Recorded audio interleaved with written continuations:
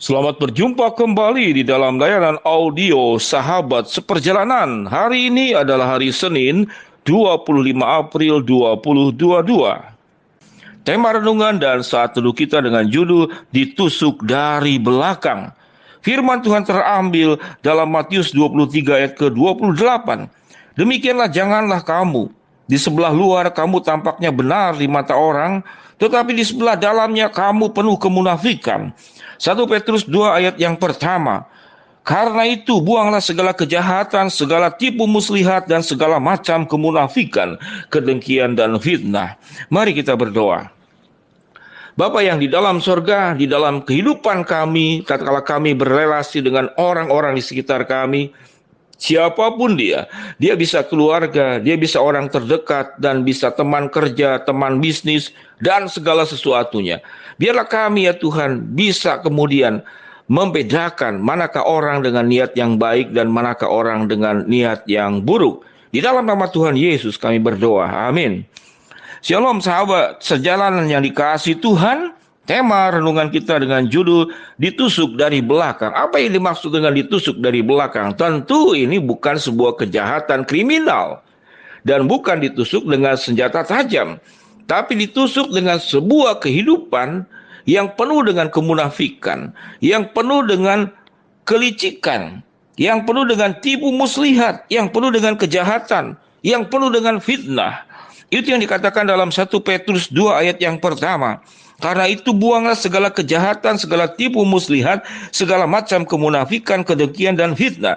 Kita tidak melakukannya. Justru orang-orang yang tidak melakukan, orang-orang yang lurus jalan hidupnya, orang-orang yang benar jalan hidupnya, biasanya menjadi mangsa empuk untuk orang-orang yang penuh dengan kemunafikan, yang penuh dengan niat licik, yang penuh dengan tipu muslihat, menghancurkan kehidupanmu.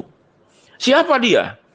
Ada banyak peristiwa bagaimana misalkan sebuah bisnis keluarga yang terjadi, ada orang yang bersungguh-sungguh, ada orang yang kemudian berjuang mati-matian, namun yang terjadi kamu dimanfaatkan, kamu ditipu justru oleh orang terdekat. Kamu dijanjikan sesuatu, sudah ada perjanjian di atas kertas, hitam di atas putih, namun yang terjadi engkau dikhianati. Bahkan ada anak yang dibesarkan oleh ibunya dari kandungan dengan cinta kasihnya. Ini kejadian nyata sewaktu saya pergi ke satu kota di Jawa Tengah. Ibu ini menangis sejadi-jadinya. Mengapa?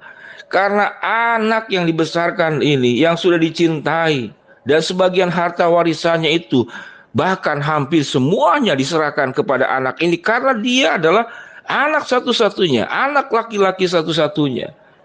Yang terjadi setelah dia menikah dengan satu wanita yang ibunya dari awal pun juga sudah mengatakan tidak setuju dengan calon istrinya ini. Namun kemudian tetap menikah. Dan ternyata barulah ketahuan sifat daripada istrinya sangat gila harta, sangat gila uang. Dan suaminya ini karena lemah atau bagaimana, akhirnya terperdaya oleh istri ini. Akhirnya seluruhnya diambil, bahkan rumah satu-satunya yang ibu yang sudah tua ini yang menjadi miliknya dengan tipu daya sang istri ini bersekongkol dengan suaminya yang adalah anak satu-satunya dari ibu ini. Akhirnya harta daripada rumah ibunya ini juga diambil atas nama mereka berdua. Sahabat seperjalanan, bagaimana perasaan seorang ibu di masa tuanya, tatkala sudah renta, sudah tua, dia berharap justru anaknya lah yang bisa membalas budi dan mengasuh, merawat orang tuanya, membahagiakan orang tuanya.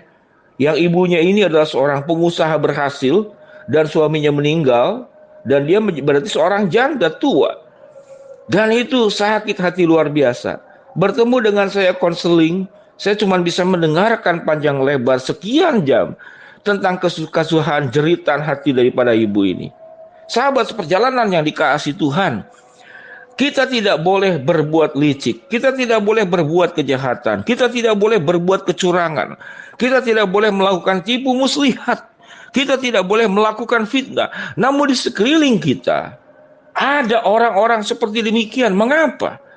Karena iblis itu bekerja merusakkan banyak hal dalam tatanan hidup masyarakat dan hidup rumah tangga, hidup dalam pekerjaan, dan di dalam seluruh aspek kehidupan. Kita akan bertemu dengan orang-orang seperti demikian.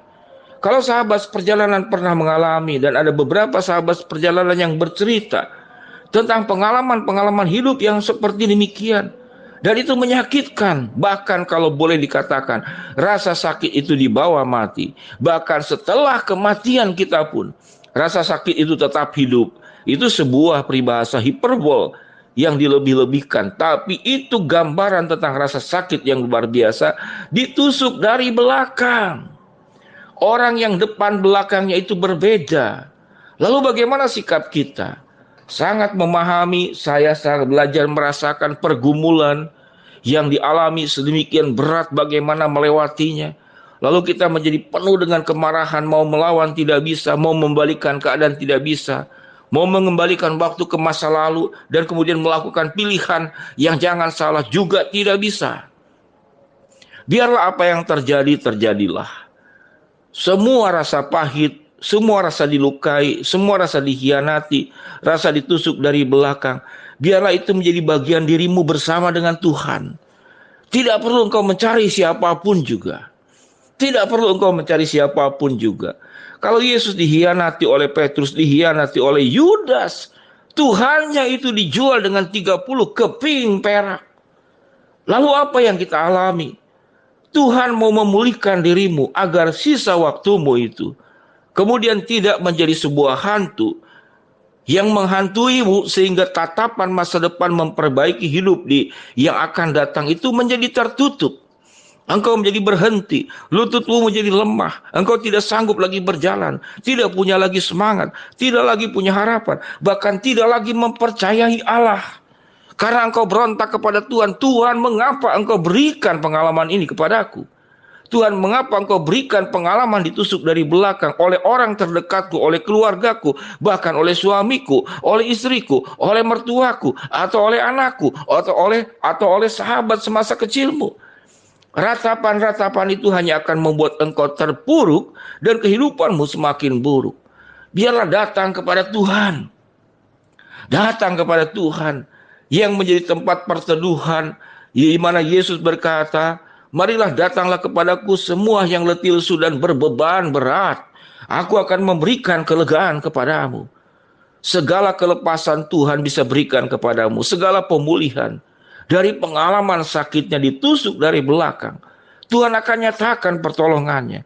Tuhan akan nyatakan mujizat keajaiban, yaitu mengubah kehidupanmu untuk tidak terbelenggu dengan pengalaman-pengalaman pahit di masa lalu. Datanglah kepadanya, bersujudlah di hadapannya. Engkau akan dikuatkan, engkau akan diangkat kembali, engkau akan diubahkan kehidupannya.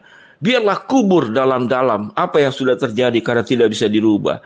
Dan kau bangkit bersama dengan Tuhan. Engkau akan diangkat seperti burung Raja Wali yang terbang semakin tinggi.